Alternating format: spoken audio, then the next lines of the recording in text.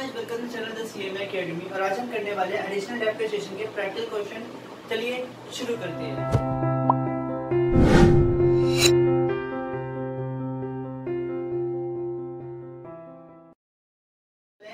Additional depreciation के practical question को करने से पहले हमें ये जानना चाहिए कि जो हम क्वेश्चन करने वाले हैं उसके प्रोविजन और उसकी थ्योरी अच्छे से पता होना चाहिए। इसलिए मैंने आपको यहाँ पे शॉर्ट इंपॉर्टेंट पॉइंट कुछ लिख रखा है जिससे कि आपको ये रिमेम्बर हो सके पिछले लेक्चर का। हालांकि मैंने पिछले लेक्चर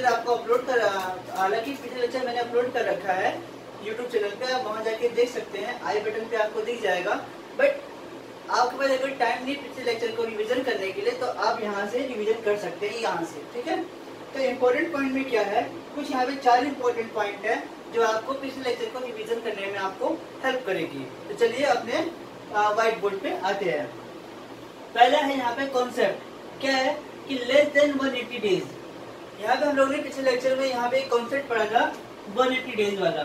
ये यहाँ पे ये 180 डेज का क्यों लिखा गया। 180 डेज का मतलब ये है कि अगर आप कोई भी मशीन न्यू फैक्ट्री में लाते हो, कोई जो नई फैक्ट्री, अगर वहाँ पे आप कोई न्यू मशीन लाते हो, अगर वो लेस देन 180 डेज से पुट टू यूज करते हो, आप 180 दिन से कम में पुट टू यूज करते हो, तो आपको half rate of depreciation allowed होगा। हाफ रेट ऑफ डेप्रिसिएशन आपको यहाँ पे अलाउड होगा, ठीक है। बैलेंस अमाउंट जो होगा वो सक्सीडिंग ईयर में अमाउंट होगा, आपको अलाउड होगा। सक्सीडिंग का मतलब यहाँ पे क्या है, आने वाले वर्ष में आपको यहाँ पे अलाउड किया जाएगा, ठीक है। पहला कंसेप्ट ये हो गया। सेकंड कंसेप्ट क्या है कि new factory plant and machinery होनी चाहिए। New factory plant and machinery का मतलब है यहाँ पे न्यू, एन का मतलब है न्यू, फैक्ट्री भी न्यू होनी चाहिए एंड प्लांट एंड मशीनरी भी न्यू होनी चाहिए, ठीक है। दोनों केसेस में दोनों चीज नहीं होनी चाहिए, फैक्ट्री भी न्यू होनी चाहिए और प्लांट मशीनरी भी न्यू होनी चाहिए, तभी आपको एडिशनल डेप्रिसिएशन की कैटेगरी में आओगे और एडिशनल डेप्रिसिएशन आपको मिलेगा, ठीक है। अगर आप लोगों ने इस डेट के अंदर में प्लांट या मशीनरी परचेज की है या फैक्ट्री इस्टेब्लिश की है, तभी आप इस क्राइटेरिया के अंदर में आओगे। 1/4/2015 मतलब 1 अप्रैल 2015 से लेके 30 मार्च 2020 के अगर आप डेट के बीच के अंदर आप लोगों ने न्यू फैक्ट्री या नई प्लांट लगाई है, तब जाके आपको एडिशनल डेप्रिसिएशन मिलेगा, ठीक है। अभी तक हम लोगों ने 2 पॉइंट कवर किया है अपने प्रीवियस लेक्चर के रिवीजन करने के लिए। चलिए थर्ड पॉइंट पे आते हैं, मैन्युफैक्चरिंग पर्पस के लिए। मैन्युफैक्चरिंग पर्पस का मतलब यहाँ पे क्या है, मैन्युफैक्चरिंग पर्पस का मतलब यहाँ पे है कि जो आप फैक्ट्री डाल रहे हो, जो फैक्ट्री आप एस्टैब्लिश कर रहे हो, वो बेसिकली मैन्युफैक्चरिंग पर्पस के लिए होना चाहिए और किसी पर्पस के लिए नहीं होना चाहिए। मैन्युफैक्चरिंग से और अगर हमको एग्जाम्पल है तो जैसे कि आप कोई भी इंडस्ट्रियल में देख लो, ठीक है, आप स्टील बना रहे हो, आप कार मैन्युफैक्चरिंग कर रहे हो एंड कोई भी चीज ऐसा हो, ठीक है। अगर आप ऑफिस में कोई भी प्लांट, कोई मशीनरी लाते हो, मशीनरी का मतलब ये नहीं कि जो आप सिर्फ जो मशीनरी देते हो, बड़ी बड़ी मशीनरी बहुत तरह की हो सकती है। कूलर भी मशीन हो सकता है, एयर पोल्यूशन वाला भी मशीन हो सकता है, और भी ऐसी बहुत सी चीजें हैं। मशीन सिर्फ हमारे आसपास जो दिखती है वो नहीं, और भी मशीनें होती हैं, ठीक है ना। फोर्थ वाला कैटेगरी क्या है, फोर्थ में एक notified backward areas. Notified backward areas के बारे में हमने पिछले लेक्चर में कर रखा है। नोटिफाइड बैकवर्ड एरियाज में 4 तरह के नोटिफाइड बैकवर्ड एरियाज हैं। पहला है बिहार, वेस्ट बंगाल, तेलंगाना और आंध्र प्रदेश। ये 4 तरह के हमारे नोटिफाइड बैकवर्ड एरियाज हैं। इसमें इसका मतलब क्या हुआ, नोटिफाइड बैकवर्ड एरियाज में अगर हम new factory plant and machinery लगाते हैं, अगर ये यहाँ पे लगाते हैं, तो आपको 35% डेप्रिसिएशन अलाउड होगा इंस्टेड ऑफ 20%। यहाँ पे क्या बोला गया, 35% आपको डेप्रिसिएशन अलाउड होगा एडिशनल वाला, ना कि 20%, अगर आप इन जगहों पे new factory and plant and machinery लगवाते हो। क्यों लगवाते हो, बिकॉज ये जो जगह है ये बैकवर्ड एरियाज हैं। कौन से एरिया है, बैकवर्ड एरियाज हैं, मतलब पिछड़ी जाती है। तो यहाँ पे अगर आप प्लांट लगाओगे तो वहाँ के लोगों का, जैसे बिहार में अगर आप प्लांट लगाते हो तो वहाँ के जिस जगह पे आप लगाओ, जिस गांव में लगाओगे या फिर जिस स्टेट में लगाओगे आप, वहाँ की उन्नति होगी, वहाँ के लोग थोड़े और भी करेंगे, वहाँ पैसे आएंगे, तो गवर्नमेंट आपको सब्सिडी के तौर पे 35% आपको ये देती है, और भी सब्सिडी आपको गवर्नमेंट देती है, ठीक है। और अगर आप इसे भी 180 डेज लेस देन 180 डेज में करते हो तो यहाँ पर भी आपको half rate of depreciation allowed होगा, हाफ रेट ऑफ डेप्रिसिएशन यहाँ पे भी अलाउड होता है, ठीक है। मतलब अगर यहाँ 35% है तो आपको यहाँ पे 17.5% डेप्रिसिएशन ही अलाउड किया जाएगा, ठीक है। तो ये हमारा पूरा आपको पिछले लेक्चर का रिवीजन करने के लिए दिया गया था। अब हम क्या करेंगे, अब हम एडिशनल डेप्रिसिएशन के कुछ प्रैक्टिकल क्वेश्चन को करेंगे, ठीक है। चलिए मैं आपको प्रैक्टिकल क्वेश्चन दिखाता हूँ। करने वाले हैं पहले क्वेश्चन को देखो, मैं लिख रखा, आप यहाँ से फोटो भी खींच सकते हैं और मैं पढ़ देता हूँ एक बार, ठीक है। पहला क्वेश्चन में क्या होता है कि mister T setup a manufacturing unit in Nalanda. पहले तो हमें ये ध्यान देना पड़ेगा कौन से स्टेट में है, नालंदा जगह है, ठीक है, in the state of Bihar, Bihar में है। अभी हमने अभी प्रोविजन पढ़ा है कि बिहार में अगर हम कोई फैक्ट्री लगाते हैं या कोई प्लांट और मशीनरी वहां ले जाते हैं, ठीक है, तो हमें 35% डेप्रिसिएशन मिलता है। आई होप अभी आपको याद होगा। तो चलिए अभी दोबारा पूरा क्वेश्चन पढ़ लेते हैं, ठीक है। नालंदा में है बिहार, बिहार में नालंदा है, ठीक है, वहां पे हम लोगों ने नई मैन्युफैक्चरिंग यूनिट सेटअप किया है। ऑन 1/6/2018 को डेप्रिसिएशन करने से पहले हमको ये जो डेट वाला पॉइंट है ये बहुत अच्छे है, इम्पोर्टेंट है, क्योंकि डेट को याद रखना जरूरी है, इसी पे हम डेप्रिसिएशन लगाते हैं। तो 1/6/2018 को हम लोगों ने इसे सेटअप किया था, ठीक है। It invested 30 lakh rupees, 30 lakh रुपए हम लोगों ने यहाँ पे इन्वेस्ट किया है, ठीक है, इन न्यू प्लांट मशीनरी ऑन 1/6/2018 को। 1/6/2018 को हम लोग 30 लाख का नया प्लांट मशीनरी खरीदा है और ये हम लोगों ने यहाँ पे इसको इन्वेस्ट किया, ठीक है, और सेटअप भी कर दिया बिहार में। Further it invested 25 lakh in the plant and manufacturing on 1 दिसंबर 2018 को, out of which 5 lakh was second hand plant and machinery, compute the depreciable allowable under section 32, ठीक है। तो हमें बेसिकली क्या निकालना है, डेप्रिसिएशन अभी हम सीख रहे हैं, तो डेप्रिसिएशन निकालने का हम यहाँ पे करेंगे, डेप्रिसिएशन करेंगे। देन उसके बाद हम यहाँ पे आगे इन्वेस्टमेंट अलाउंसेस पढ़ेंगे और भी पॉइंटर्स को हम करेंगे, ठीक है। चलिए सबसे पहले हम डेप्रिसिएशन वाले पॉइंट को कर लेते हैं। सॉल्यूशन के लिए पहले हमें ये जानना पड़ेगा कि ओपनिंग WDV गिवन है कि नहीं गिवन है। तो यहाँ पे हम लोगों ने अभी जब तक पढ़ा है यहाँ पे ओपनिंग WDV गिवन नहीं है, तो हम यहाँ लिखेंगे कि ओपनिंग WDV नील, ठीक है। उसके बाद हम यहाँ पे क्या लिखते हैं, add actual cost and put to use, ये लिखते हैं। अब यहाँ पे कितने वाले कौन कौन सी मशीन हम लोगों ने खरीदी है, अभी एक मशीन तो हम लोगों ने 30 लाख रुपए खरीदी थी और एक 25 लाख रुपए खरीदी थी, ठीक है। ये दो मशीन थी तो कितना हो गया, 30 लाख एंड 25 लाख, 30 लाख और 25 लाख, ठीक है। तो यहाँ पे क्या है, एक मशीनरी है, मशीनरी 30 लाख की है, ठीक है, और एक मशीनरी, चलिए यहाँ मशीन 1 डाल दो और ये मशीन 2 कर दो, वो कितनी हो जाएगी, 25 लाख की। टोटल कितना हो गया, 55 लाख, ठीक है, 55 लाख हो गया।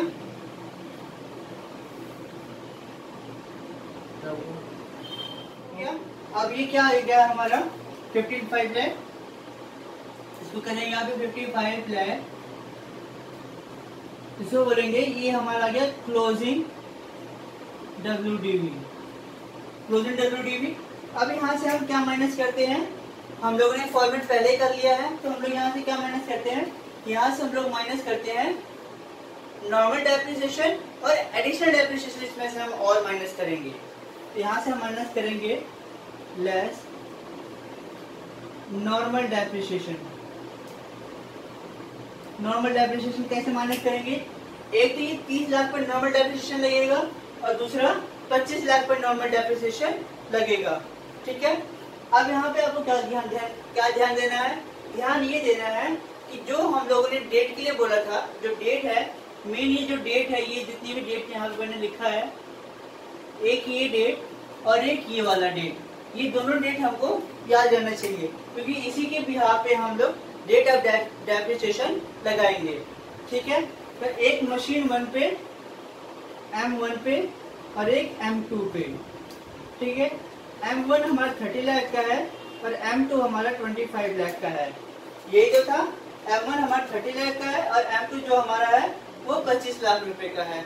ठीक, अब हमें क्या करना है? हमको ये देखना है कि वो 180 डेज से कम में है कि 180 डेज से ज्यादा में है। तो ये जून में है, तो जून पूरा, जुलाई, अगस्त, सितंबर, अक्टूबर, नवंबर, दिसंबर, जनवरी, फरवरी, मार्च, 10 महीने होते हैं। तो टोटल 10 महीने लग गया और 180 डेज नहीं होगा, ऑब्वियस सी बात है 180 डेज होगा। और दूसरी बात, ये प्लांट एंड मशीनरी है। प्लांट एंड मशीनरी में क्या है? 15% रेट ऑफ डेप्रिसिएशन है। यहाँ पे फुल रेट ऑफ डेप्रिसिएशन लगेगा 15%। यहाँ पे क्या है? ये दिसंबर में, ये वाली मशीनरी जो है वो दिसंबर में आई है। दिसंबर में करेंगे जनवरी, फिर दिसंबर, जनवरी एंड फरवरी। ठीक है, तो कितना होता है अगर हम कैलकुलेट करेंगे तो इसे, दिसंबर 1 को आई थी ये, तो दिसंबर 31 days, December, January, February and मार्च। देखो 31 डेज हो रहा है, टोटल 31 डेज हो रहा है, टोटल 31 डेज हो रहा है। तो ये जो 31 बोल रहा हूँ मैं, एक बार दोबारा करता हूँ कैलकुलेट। 31 प्लस 28 प्लस 31, 121 डेट हो रहा है। कितना हो रहा है? 121। कितना हो रहा है? 121। तो 121 हो रहा है और 180 दिन हमें चाहिए, तो ये से कम हो रहा है, तो हमें यहाँ पे हाफ रेट ऑफ डेप्रिसिएशन लगेगा। यहाँ पे कितना लगेगा? 7.5%। अब इसे कैलकुलेशन करके निकालो कितना आता है। 30 लाख का 15% और 25 लाख का 7.5%। 30 लाख का 15%, ये आएगा 4.5 लाख रुपए। तो पहले वाले का आएगा 4.5 लाख। ठीक है, दूसरे का निकालो 25 लाख का 7.5%, 1,87,500। कितना आएगा? 1,87,500। तो 1,87,500 रुपए ये आ गया। टोटल करके यहाँ से हमें माइनस करना है, तो प्लस 4.5 लाख, ये आ गया 6,37,500। मैच कर लो, शायद मेरा आंसर गलत भी हो सकता है। ठीक है, तो ये आ गया 6,37,500 रुपए। अब ये हमारा नॉर्मल डेप्रिसिएशन था। अब यहाँ पे हम कैलकुलेट करेंगे एडिशनल डेप्रिसिएशन। क्या कैलकुलेट करेंगे? Additional depreciation. तो यहाँ पे ये मेन पॉइंट है, यही हमें सीखना है कि एडिशनल डेप्रिसिएशन कैसे निकालना है। कुछ नहीं करना, जैसे हम लोगों ने ये वाला नॉर्मल डेप्रिसिएशन वाला क्वेश्चन किया है, वैसे हमको यहाँ पे भी करना है। अब एडिशनल डेप्रिसिएशन के आपको ये प्रोविजन ध्यान देना होगा कि इसको हमें करना कैसे है। ठीक है, प्रोविजन मैंने आपको रिवीजन करा दिया था अभी कुछ देर पहले। अब हमको कैलकुलेशन करना है। तो न्यू मशीनरी पे आपको एडिशनल डेप्रिसिएशन मिलता है। न्यू मशीनरी पे आपको एडिशनल डेप्रिसिएशन मिलता है। तो एक तो हमारा 30 लाख का न्यू मशीनरी है और एक और मशीनरी है, वो कौन सी है? 20 लाख रुपए की। अब आप बोलोगे सर 20 लाख तो लिखा नहीं है। तो मेरे भाई यहाँ देखो, ये 25 लाख रुपए की मशीन थी। ठीक है, 25 लाख रुपए उन्होंने इन्वेस्ट किया था, 25 लाख रुपए उन्होंने इन्वेस्ट किया था in the plant and machinery manufacturing पे। प्लांट एंड मशीनरी पे, मैन्युफैक्चरिंग पे उन्होंने इन्वेस्ट किया था, जिसमें से 5 लाख रुपए जो है उन्होंने second hand plant and machinery पे खर्च किया है। ठीक है, अगर वो 25 लाख में से 5 लाख माइनस कर देंगे, बचा 20 लाख। इसका मतलब है कि वो न्यू प्लांट एंड मशीनरी को परचेज करने में इन्होंने वो खर्चा किया है। किसमें खर्चा किया है? न्यू प्लांट एंड मशीन में खर्चा किया इन्होंने। ठीक है, तो बचा क्या? यहाँ पे 20 लाख रुपए का न्यू प्लांट आया है और ये 30 लाख रुपए का न्यू प्लांट आया है। मतलब यहाँ पे 50 लाख रुपए का न्यू प्लांट्स आए हुए हैं। ठीक है, तो चलिए हम इसको लिखते हैं। पहला क्या है, M1 पे कितना आ गया, ये 30 लाख का है, ठीक है। इसको हम पूरा 35% देंगे। कितना देंगे, 35%। कितना देंगे इसको, 35% देंगे, क्योंकि ये कौन से स्टेट में है, बिहार में है, और बिहार एक बैकवर्ड एरियाज है। बैकवर्ड एरियाज में हम 35% देते हैं इंस्टेड ऑफ 20%, ठीक है। अभी आते हैं हम दूसरे वाले पॉइंट पे, M2 क्या है, यहाँ पे 20 लाख का अमाउंट है, और आपको यहाँ पे 17.5% डेप्रिसिएशन मिलेगा। वो बता देता हूँ क्यों मिलेगा, एक मिनट रुकिए। 17.5% आपको मिलेगा इसलिए क्योंकि इन्होंने मशीनरी परचेज किए 1 दिसंबर 2018 में, और अगर हम 1 दिसंबर 2018 को काउंट करेंगे वो लेस देन 180 डेज होता है। अगर लेस देन 180 डेज होता है तो आपको half rate of depreciation allowed होगा, जैसे कि भी मैंने आपको प्रोविजन में समझाया था। तो चलिए पहले हम आपको इसका कैलकुलेशन करके दिखाते हैं। कैलकुलेशन कैसे करेंगे, 30 लाख का 35% निकालो और 20 लाख का 17.5% निकालो। तो 30 लाख का 35% अगर हम निकालेंगे तो 10,50,000 आता है। कितना आता है, 10,50,000, ठीक है। ये आ गया यहाँ पे 10,50,000, ठीक है।